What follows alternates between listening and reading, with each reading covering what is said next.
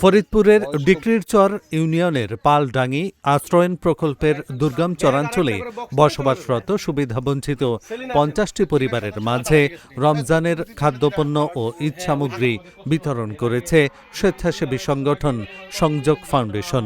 ৭ March সকাল ১১টায় সংগঠনের পক্ষ থেকে এসব পরিবারের হাতে উপহার হিসেবে খাদ্য সামগ্রীর বিশেষ প্যাকেজ তুলে দেওয়া হয়।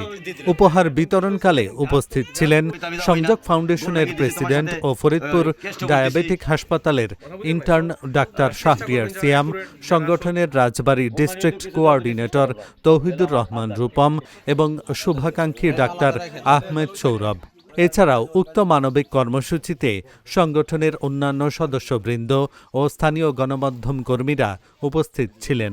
দুর্গম চরাঞ্চলের অসহায় মানুষের রমজান ও ঈদের আনন্দকে আরও সহজ ও আনন্দময় করে তুলতেই এই উদ্যোগ নেওয়া হয়েছে বলে সংগঠনের পক্ষ থেকে জানানো হয়। এই রমজান প্রজেক্টের আওতায় আমরা বিভিন্ন সুবিধাবঞ্চিত মানুষকে, খেটে খাওয়া মানুষকে রমজান এবং ঈদের যে খাদ্য প্যাকেজ সেগুলো আমরা প্রদান করছি। সংযোগ আসলে সেই কোভিডের সময় থেকে মানুষের জন্য কাজ করে যাচ্ছে। আমরা আমাদের এই কার্যক্রমটাকে সামনের দিনেও এগিয়ে নিয়ে যেতে চাই। আমাদের এই কার্যক্রমে যারা সহায়তা করছেন তাদেরকে আমরা মনের অন্তঃস্থল থেকে ধন্যবাদ জানাতে চাই এবং আশা করব যে সংযোগকে আপনারা সাপোর্ট করবেন যেন তারা তাদের সেই মানবিক কার্যক্রমটা আরও সারা বাংলাদেশের মধ্যে এক্সটেন্ড করতে পারে। তো আমরা আজকে আসছি ফরিদপুরের পালডাঙ্গির চরে।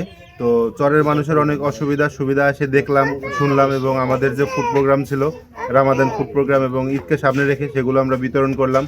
তো সবার উদ্দেশ্যে একটা মেসেজ যে আমাদের যে চরাঞ্চলের যে মানুষগুলো আছে তারা বিভিন্নভাবে বঞ্চিত হয়, বিভিন্ন শিক্ষা, চিকিৎসা, বাসস্থান থেকে বঞ্চিত হয় কিংবা খাবার দাবার তাদের ওইভাবে আমরা যেভাবে স্বাভাবিক জীবনযাপন করি তারা করতে পারে না। তা সবার সহযোগিতা একান্ত কাম্য। আমরা সংযোগ থেকে আসছি, ভবিষ্যতেও এই ধরনের প্রোগ্রাম ইনশাল্লাহ চালু থাকবে। তো সেই আঙ্গিকেই আমি আজকে সংযোগ যে ফাউন্ডেশন আছে সেখান থেকে আসছি।